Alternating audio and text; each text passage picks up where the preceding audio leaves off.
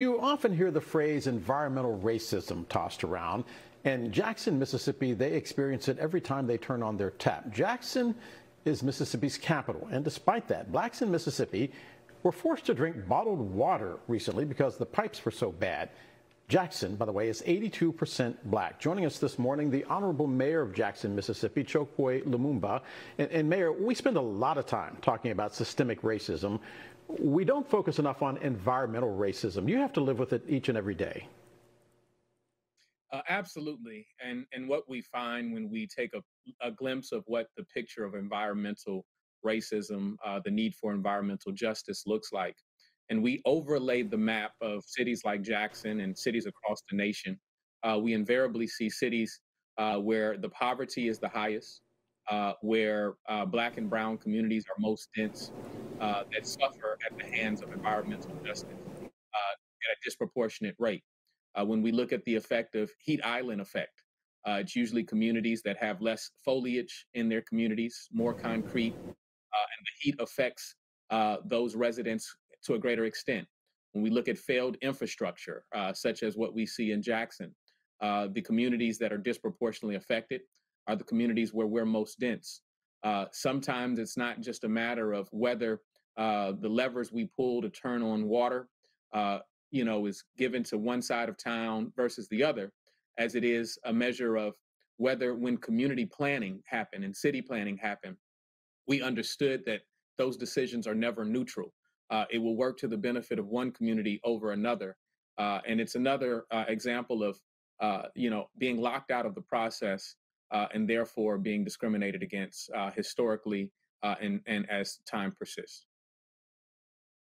Mayor, you are now stuck in the crossroads between history and tomorrow's fix. And history being what you inherited, tomorrow's fix being that if you don't fix it, you will get blamed. The bipartisan infrastructure bill coming out of Washington, the Biden administration trying to address things like this, will it work in Jackson? Well, my posture is one of cautious optimism. I'm making sure that as Jackson's representative, that I maintain consistent communication with federal authorities, those who have influence over where the resources may go in terms of the competitive grants that are out there. I'm maintaining a consistent presence in the discussions at the State House. Right now, there are conversations taking place about, what allocation Jackson will receive as it relates to our water infrastructure.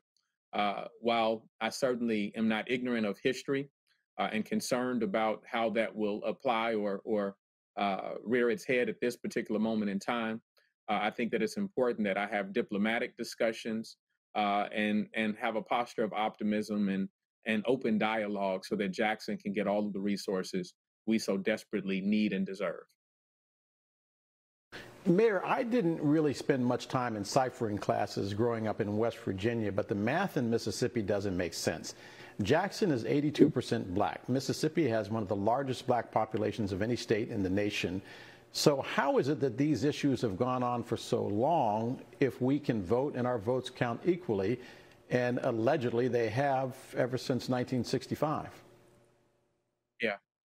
Well, I think it's a matter of how much we are engaged in the process and are united around certain issues. But it also is the resolve of those historically who have attempted to disproportionately or inequitably share resources with cities that look like us, right? And so that is one of the primary reasons we have to keep our eye on the prize and understand that we are always in a protracted struggle for these resources. That is the essence of politics: who gets what, when, where, and how. And if we're not at the table, we will not be a part of any of that mathematic equation. Last question, 20 seconds. Will voters in your state be able to vote fairly? I think that Jackson and Mississippi has the same concerns that are being raised over voter protection rights as the rest of our nation. The reality is, even though we're talking about the John Lewis Act, as we should support, this is not a new narrative and it's not a new fight. We are in 2022, but the sentiment and the struggle is much as it was in the 1960s.